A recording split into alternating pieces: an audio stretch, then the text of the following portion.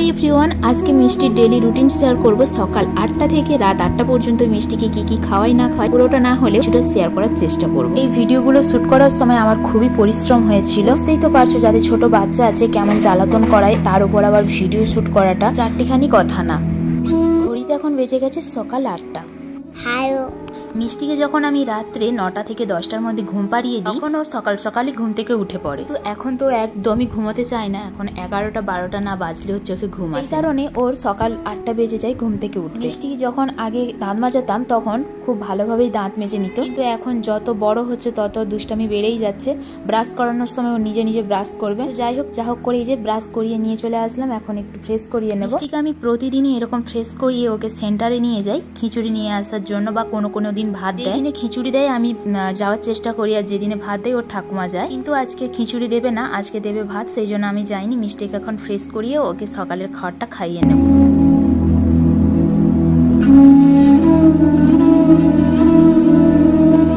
বড় বড় আমাদের বাড়ি থেকে প্রতিদিন 1 পোয়া করে দুধ নিই, ওকে প্রতিদিন এই 1 পোয়া দুধই খাওয়াই। সকালে আজকে বানাবো সুজি। প্রতিদিন বিভিন্ন ধরনের পাল্টে পাল্টে খাওয়াই, কারণ বাচ্চাদেরও তো মুখের স্বাদ বলে কিছু রয়েছে। আমি এদিকে সুজিটা রোস্ট করে রেখে দিয়েছি, আর শেষেরও পথে হয়ে গেছে। এখন আমি 2.5 থেকে 3 চামচ আমি সুজি নিয়ে নেব, দিয়ে দেবো একটা বাতাসা।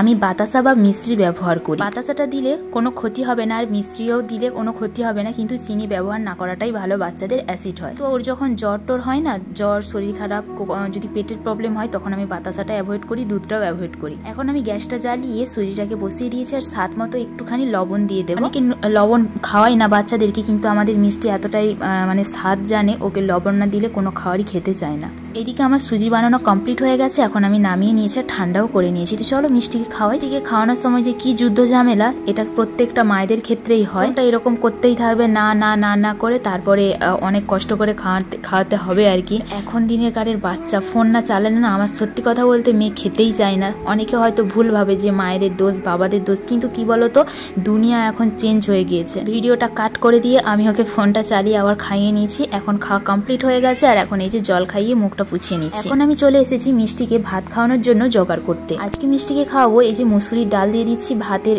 কৌটোতে দেবো, কৌটোতে কলমি শাক দিয়ে দেবো, আর একটু আলু, একটা আলুর হাফ দিচ্ছি। তোমরা পেঁপেও ব্যবহার করতে পারো, আমাদের পেঁপেটা শেষ হয়ে গিয়েছে সেই জন্য আলুটা ব্যবহার করলাম আর কি। ঘড়িতে এখন বেজে গিয়েছে 10টা। খেজুর বীজ ছাড়িয়ে নিয়েছি, দিয়ে মিষ্টিকে দিয়ে দিলাম। তো এখন কোনো ফলই খেতে চায় না, শুধুমাত্র মৌসুমি আর এই খেজুর ছাড়া অন্য কোনো ফল খেতে চায় না। ওদিকে আমার রান্না বান্না কমপ্লিট হয়ে গিয়েছে, আর এদিকে এই যে মিষ্টিকে এখন স্নান করিয়ে নেব, তার জন্য তেল মাখিয়ে দিচ্ছি। ওকে সর্ষের তেল মাখিয়ে স্নান করাই ছোট্টবেলা থেকে। মিষ্টিকে আমি রোদের জলে স্নান করাই না, কারণ এখন বর্ষাকাল, রোদ বেরোয় না। ওকে ছোট্টবেলা থেকে আমি যে ডাক্তারটাকে দেখাতাম, সে বলেছিল যে উষ্ণ গরম জলে স্নান করাবে বাচ্চাকে। রৌদ্রের জল না অনেকটা তাকের ব্যাপার থাকে, একটু উল্টাপাল্টা হওয়া মানেই বাচ্চাদের শরীর খারাপ হয়ে যায়। সেই জন্য আমি তাক বুঝতে পারি না, সেই জন্যই মিষ্টিকে ছোট্টবেলা থেকে উষ্ণ গরম জলে স্নান করাই।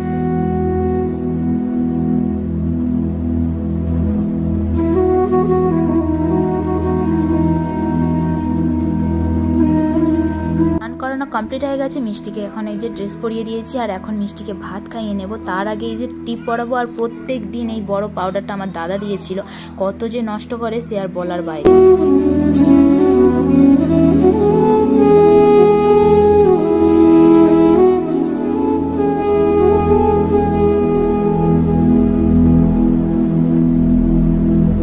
ঘড়িতে এখন বেজে গিয়েছে 12:30।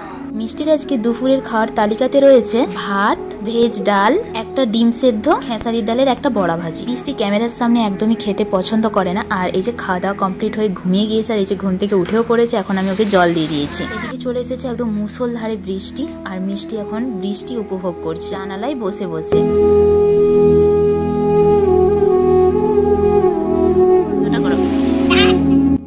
এখন বেজে গিয়েছে 4।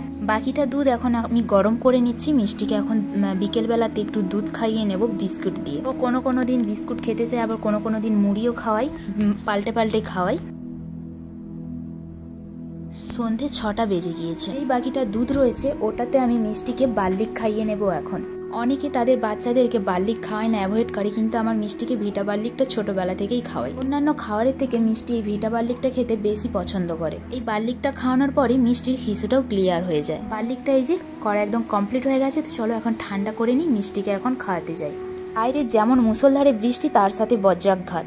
তো মিষ্টি তো খুব ভয় পায়, আর এখন কারেন্ট নেই, মিষ্টি এখন এই আলোটা জ্বেলে খেলা করছে।